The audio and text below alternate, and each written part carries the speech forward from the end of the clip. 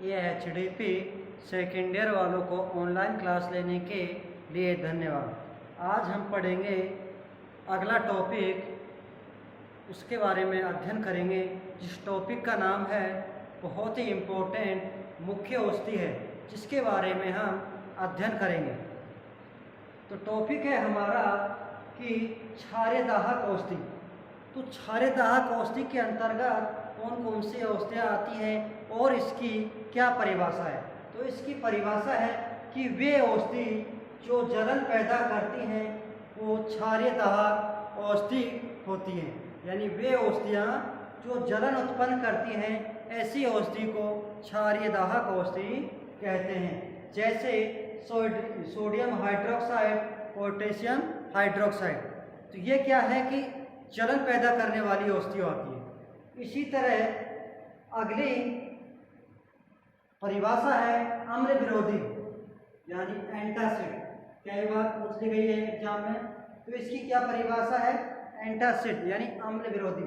वे औषधियाँ जो पेट की अम्लता को कम करती हैं उन्हें एंटासिड या अम्ल विरोधी के नाम से जाना जाता है।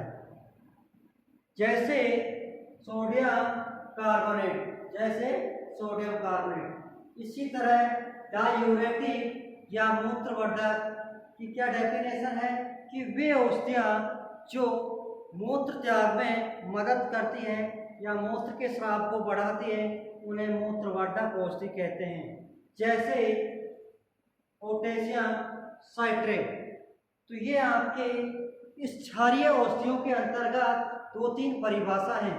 अब हम अध्ययन करेंगे कि क्षारीय दाहक औषधियों के अंतर्गत किस किस औषधियों या साल्ट का अध्ययन करेंगे, उनके बारे में अध्ययन करेंगे।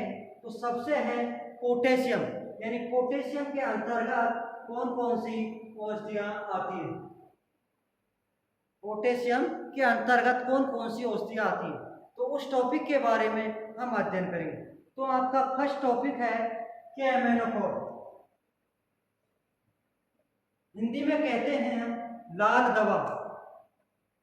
इस टॉपिक के बारे में अध्ययन करेंगे। पोटेशियम के अंतर्गत केमेनोफोर, हिंदी में कहते हैं लाल दवा, और इस दवा को हम पीपी के नाम से भी जानते हैं। तो सबसे पहले इसमें यह बात होती है कि जो इसके अंतर्गत क्वेश्चन आता है वो सीधे तौर पर पूछा जाता है कि केमेनोफोर का सूत्र क्या है, इसके उपयोग क्या है और ये देखने में कैसा होता है। ये प्रैक्टिकल ही चीज़ है, यानी प्रैक्टिकल में आपको केमेनोफोर औषधि रख दी जाती है या दवा रख दी जाती है, तो उसको आपको पहचानना है कि केमेनोफोर है या K2CO3 है या कोई अन्य औषधि है। तो उसको सबसे पहले पहचानना, फिर उसके बाद है उसका सूत्र।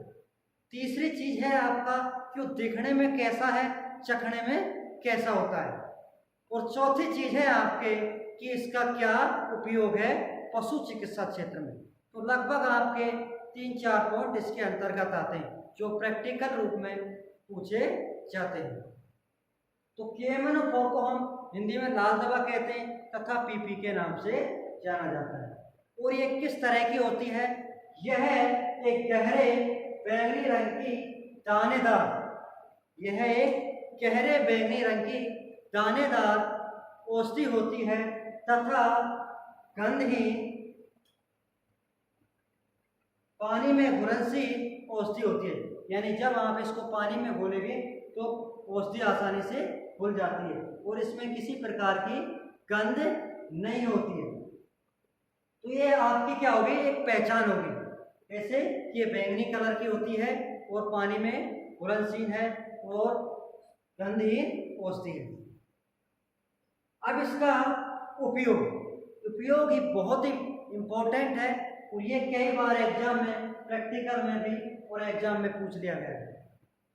अब इसका उपयोग, तो सबसे पहले यही जानना जरूरी है कि जो पोटेशियम परमैंगनेट है या केमेनोफोर है, ये पशु चिकित्सालय में सर्वाधिक रूप से उपचार के लिए काम में ली जाती है।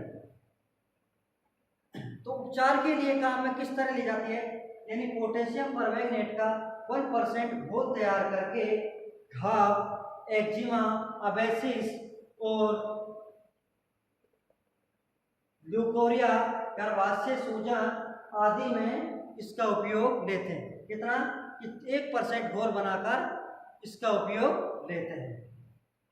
अगला उपयोग है इसका कि 2% घोल बनाकर एफएमडी रोग में खुरों मुंह को साफ करने के लिए काम लेते हैं। आपने देखा फुट एंड माउथ डिजीज, इसमें क्या होता है कि पशु के जो खुरों में छाले पड़ जाते हैं या पैर कच्चे हो जाते हैं और मुंह के अंदर लार गिरने लग जाती है और दुर्गंध हो जाती है, तो उसको भगाने के लिए या घाव को भरने के लिए हम 2% घोल बनाकर उस घाव को साफ करते हैं और वो कठोर रूपांतरण में रूपांतरित हो जाता है।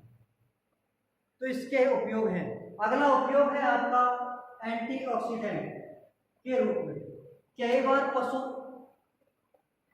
को सर्प आदि या जहरीला जानवर काट लेता है, तो उसको चीरा लगाकर और KMnO4 के सीधे क्रिस्टल उस घाव के अंदर या जहां पर काटा हुआ है उस पर सीधे क्रिस्टल लगा देते हैं, तो वहां से जो रक्त सप्लाई होती है उसके माध्यम से जो जहर फैला है उसको डिजनरेट कर देता है।